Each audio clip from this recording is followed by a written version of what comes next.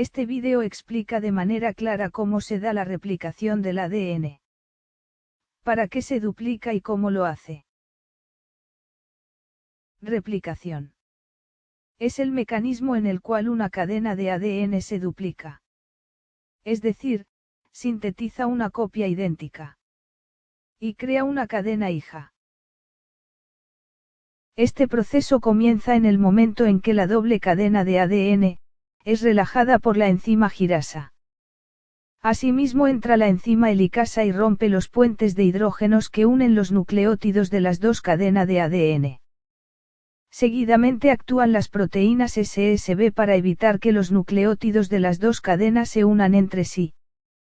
De la misma manera interviene la enzima primasa junto con el PRIA, para unirse a la helicasa y formar un complejo llamado primosoma, el cual comienza la fijación de los primers en la cadena 5'3' con OH libre.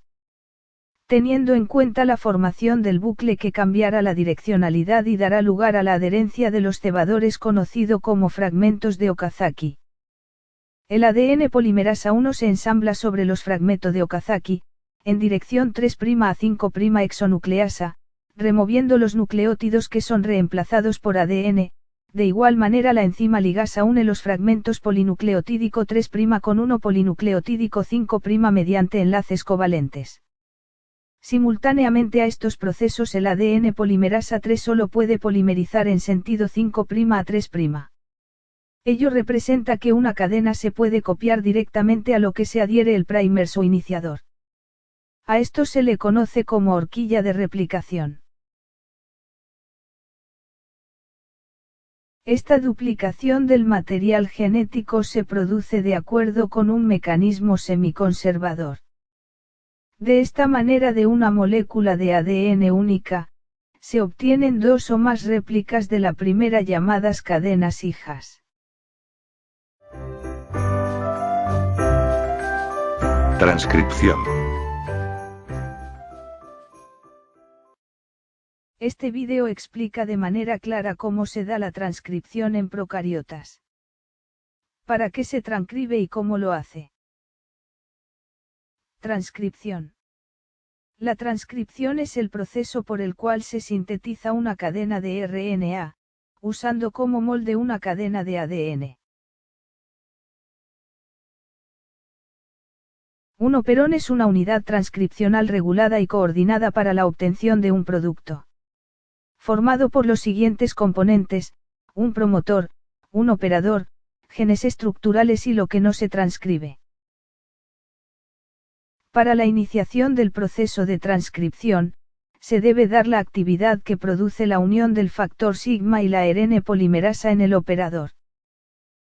Esto dará paso a la formación de la burbuja de transcripción, donde comienza la etapa de elongación y la expresión de la cadena de ARN. Después de haberse iniciado y transcurrido la etapa de elongación, comienza la etapa de terminación que se dará de dos formas, dependiente de Rho, e independiente de Rho. Independiente de Rho. Cuando comienza el proceso de terminación, se crea una hebilla como resultado de una secuencia palindrómica, y una secuencia oligopoliu. Esto dará la señal de terminación de la hebra molde. ¿Por qué la secuencia de poliu es inestable? Entonces se da la expresión de la cadena de ARN. Terminación dependiente de Rho.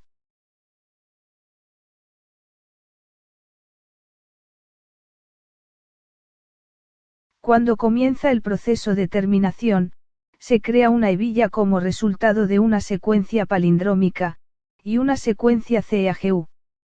No habrá la señal de terminación de la hebra molde. Porque la secuencia rica en CAGU es muy estable. Esto dará lugar al factor Rho, que desprenderá la cadena expresada de la cadena molde. Entonces se da la expresión de la cadena de ARN.